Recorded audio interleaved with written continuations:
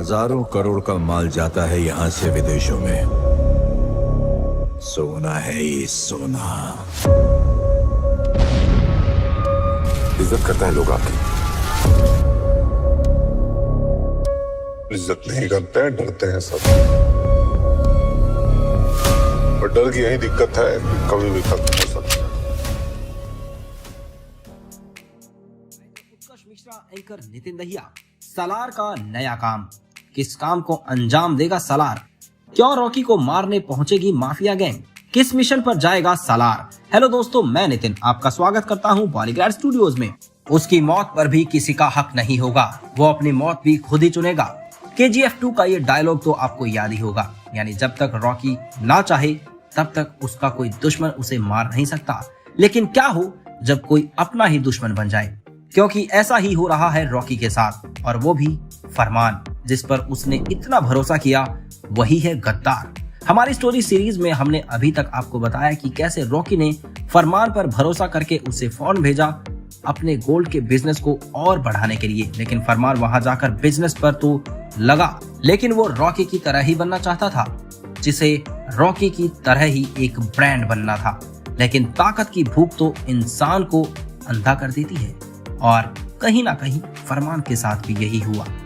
US में जो business वो करता उसे रॉकी के नाम पर चलाता था, यानी उसे रोकने या टोकने वाला कोई नहीं। इसी का फायदा उठाकर उसने अपनी एक नई पहचान बनाई, सलार, एक बिजनेसमैन जो हथियारों का धंधा करता था। अब ये धंधा रॉकी का तो था, लेकिन इसकी आड़ में सालार ने कुछ ऐसा शुरू किया जिसकी वजह से रॉकी का सामना एक दिन फोन माफिया से हो गया। सालार ने शुरुआत में तो ये प्लान बनाया था कि वो रॉकी से भी ज्यादा पैसे बनाकर उसे दिखाएगा और रॉकी का पार्टनर बन जाएगा। लेकिन रॉकी अपने काम से बड़ा बना था, जिसमें उसने उस पर चढ़ने के लिए एक एक सीढ़ी चढ़ी थी। लेकिन सालार एक ही बार में पूरी मंजिल पार करना चाहता था, तो उसने पैसा कमाने का वो रास्ता अपनाया जो कभी रॉकी नहीं कर सकता था। उसने गोल्ड के कचरे से बचे कच्चे माल का इस्तेमाल कर ड्रग्स बनाना शुरू किया। साथ ही फाइटर्स और रेसलिंग में भी पैसा लगाना शुरू किया। अब यहाँ से वो पैसा तो अच्छा कमा रहा था, लेकिन इसी ड्रग्स के रास्ते पर चलते चलते उसे एक दिन ऐसा इंसान मिला जिसने उसकी जिंदगी बदल दी। उसका एक पार्टनर उसके लिए एक ऑफर लाया कि अंडरवर्ल्ड का एक बहुत बड़ा डॉन जो काफी समय से सालार पर नजर रखे हुए है, वो अब उससे मिलना चाहता है। उसके पास सालार के लिए कोई काम है जिसके लिए वो उसे कोई भी कीमत देने को तैयार है, लेकिन उसकी सिर्फ एक शर्त है, जिसे सुनने के बाद अच्छे अच्छे सूरमा उसके सामने काम करने से मना कर देते हैं।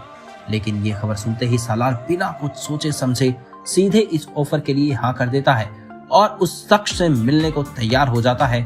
और इसी बीच उसके पास एक फोन आता है।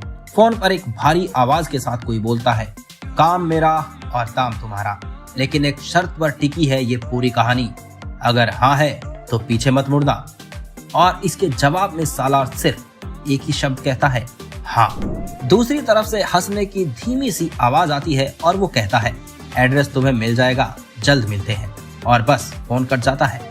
अब आखिर ये कौन नया शख्स है जिसके एक काम की वजह से सालार रॉकी को फंसाने वाला है, और आखिर क्या होगा ये काम? ये सब हम डिस्कस करेंगे, बस थोड़ा सा वेट कीजिए। मिलेंगे आपसे अगले वीडियो में।